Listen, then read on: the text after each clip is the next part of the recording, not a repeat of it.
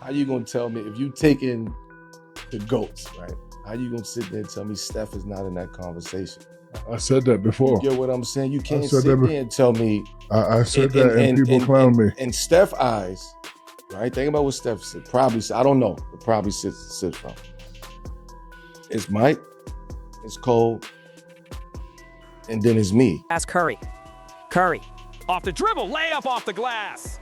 He's not going to put Braun over himself, let's see, but he has every legitimate argument.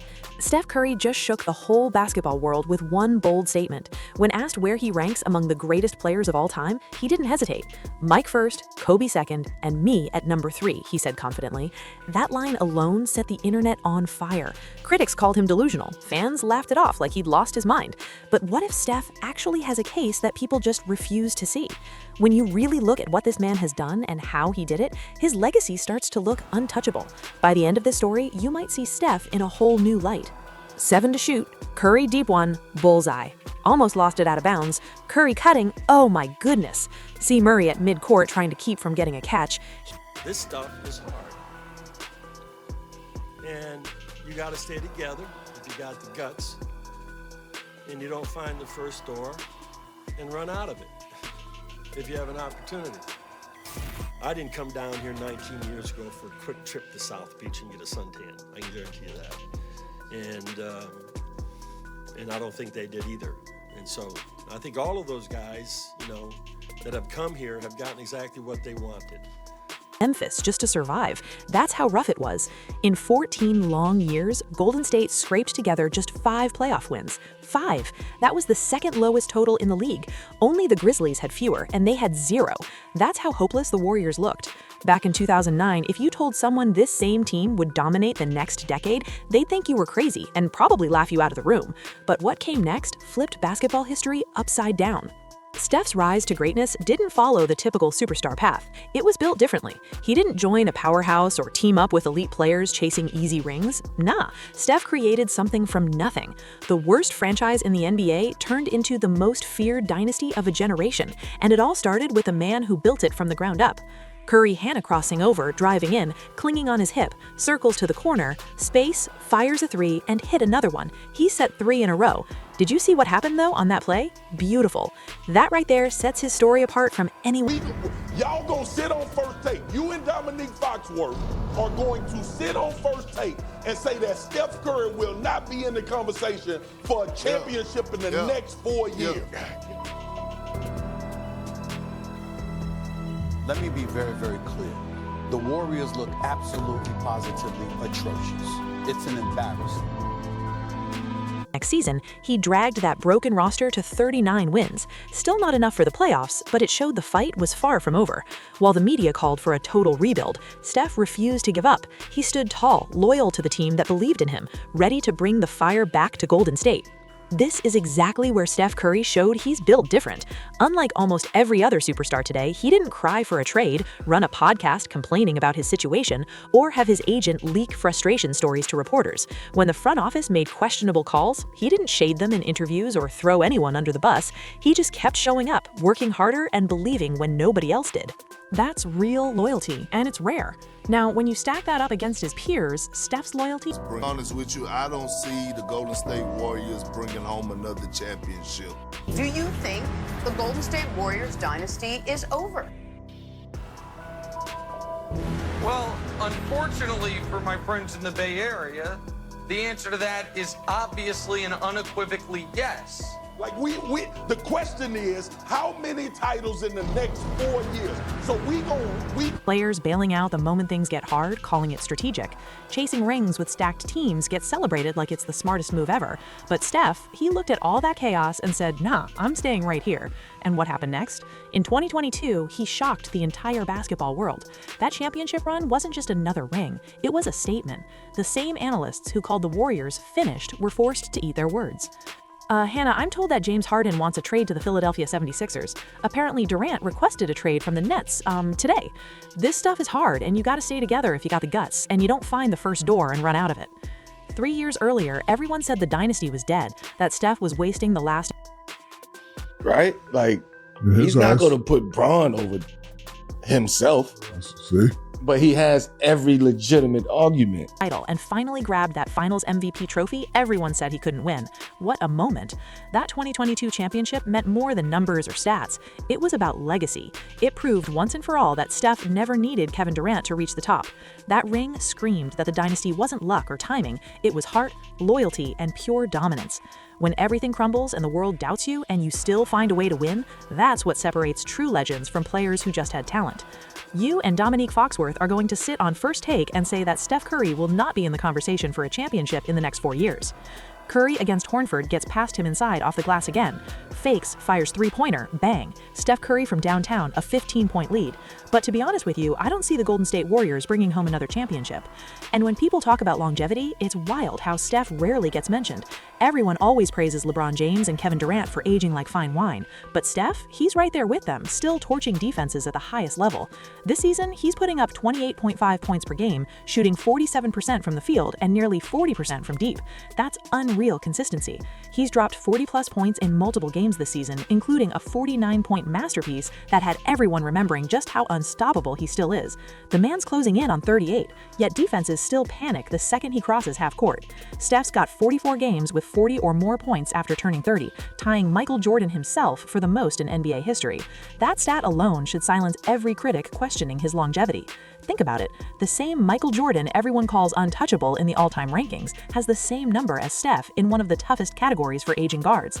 Most players his size lose their legs first. Their speed fades, their shot slows down. But Steph, he's breaking the rules of time itself. The man just refuses to decline. Steph Curry keeps breaking every rule the game thought it knew. Analysts have spent decades studying how point guards fall off with age, but somehow Steph keeps proving them wrong. While LeBron gets endless praise for staying dominant in his late 30s, putting his longevity under the spotlight every season, Steph quietly matches that same level of production from a position that's supposed to decline way sooner. Yet his name barely gets mentioned in those conversations. Crazy, right? People made up their minds about Steph years ago and just refuse to change it no matter what he does. But the numbers don't lie. They paint a picture that most fans simply ignore. What really separates him from nearly every other modern superstar isn't just his skill, it's how he carries himself, right? Think about what Steph said probably, it probably sits from, it's Mike, it's Cole, and then it's me, right? Like he's not going to put Braun over himself. See, but he has every legitimate argument, and I ask a question to sit there. In today's era of player empowerment, Steph looks almost old school with how professional he stays. Look around. Players run to podcasts every week to vent about their teams. They drop cryptic Instagram posts to force trades or leak frustrations through their agents to shape a media narrative that makes them look like the victim. It's become standard practice now. But Steph, he doesn't play that game. He doesn't air out his dirty laundry online or throw shade through social media. He just clocks in, dominates at an elite level, and clocks out.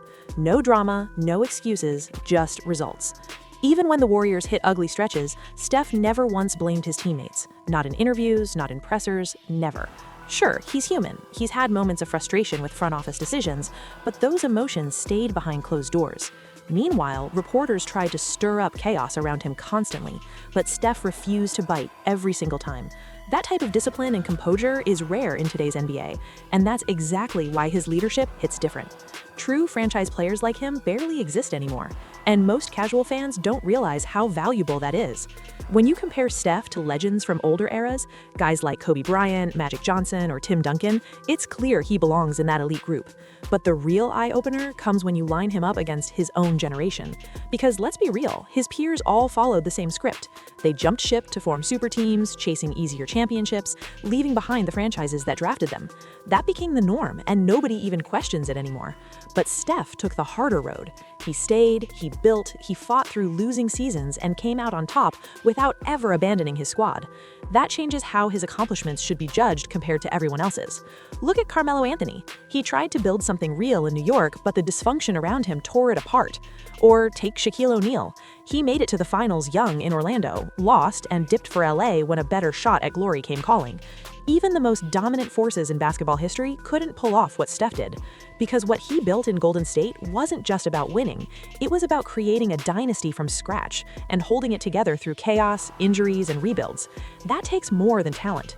It takes vision, patience, and loyalty. And now, in his 30s, Steph's resume stands toe-to-toe with any legend in the game. 2 championships after turning 30, a Finals MVP, 7 All-NBA selections, a scoring title, and he did all of that while his roster changed constantly. Teammates came and went, stars got hurt, and the media doubted every season. Through it all, Steph just kept shining, reminding everyone that greatness isn't just about skill, it's about heart, character, and the will to keep proving people wrong. Everybody counted the Warriors out again and again, but Steph Curry, he just kept proving them wrong every single time. The man didn't just change his team, he changed basketball itself. The game looks completely different now because of him. He showed the world that greatness could come from 30 feet out, and once he did, the entire league followed his lead. Teams that used to take 15 threes a night now jack up 40 or more like it's nothing. That's Steph's influence right there. Young players today pull up from half court like it's casual, shots that used to get you benched back in the day.